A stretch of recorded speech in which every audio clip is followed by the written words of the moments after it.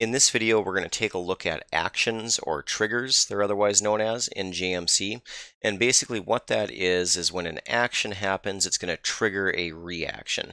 So these can be super useful, save you a bunch of typing. And the one that we're going to create today is whenever we kill something, we're automatically going to examine the corpse and get the coins off the corpse.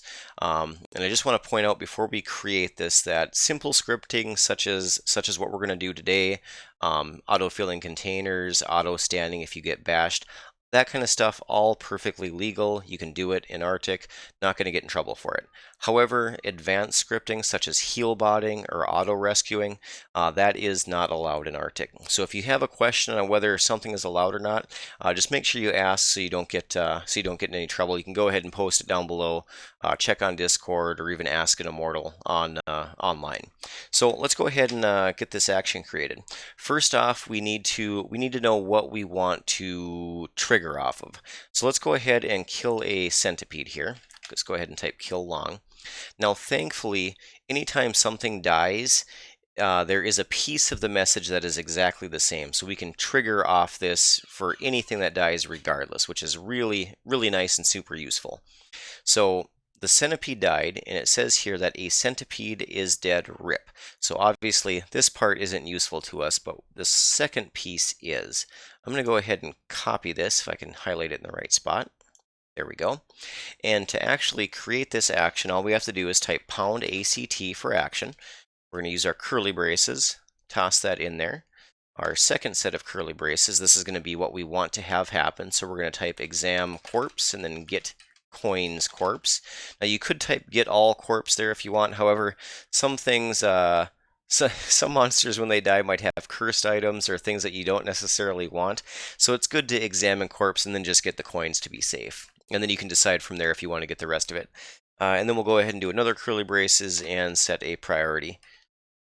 Now, what we want to do to edit this so it actually works is delete out this first section right here, because not everything that we're killing is centipedes. That would be pretty boring. I should create a trigger for that right there too.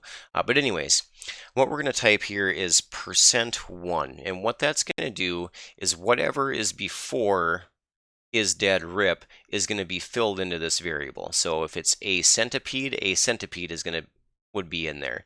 If it's a small black spider, same thing. And that's what allows this trigger to work regardless of what we kill. So let's go ahead and hit enter, and that's going to create the trigger. And let's go see if this worked. Let's find something to kill. Also wouldn't be a bad idea to create a trigger for when you see a pile of coins on the ground to get it. So we could do one for that as well. Let's go ahead and see if this one works first. So we'll whoop this centipede's butt. Let's drink some water and eat some food, I suppose, just so we stop seeing that message. Throw a kick at him for something to do. Of course, we missed. We should have him here in a second. Of course, this is going to be the centipede that gives us the fight of our lives. Oh, there we go. We got him. All right, let's see if this trigger works. Come on, trigger. All right, so we can see right there, exam corpse and get coins corpse kicked off. There was a little bit of a lag because I kicked him just before it happened, but we can see here, so exam corpse was first. We can see here, searching through the remains of the corpse, we find a small pile of coins, so that's good, that part worked. And then the second piece is get coins corpse, so we can see here that we got a small pile of coins from the corpse of a centipede. So there was 4 coins. We went from 32 coins up to 36. So awesome! It looks like both of those worked. Now you can also, you don't have to actually create this from the command line. We can go into the JMC objects just like a lot of the other things that we've created. Let's go ahead and take a quick look at that. So let me switch over to that screen. And this is going to be under the actions. So let's go ahead and click on that, and then we can see that right there is the exact same action that we just set up. So %1 is dead, RIP, there's the priority, you can change that, default group, and then this the semicolon, this is basically, I did this in one other video, but it essentially chains commands, so you could have multiple commands kick off here, you just need to separate them by a semicolon. So just to point that out if I wasn't clear previously. So that is how you create actions or triggers in Arctic or JMC. If you have any questions, go ahead and toss it down below. If you're having trouble with one, I'll try to help you out. Otherwise, I will see you in the next video.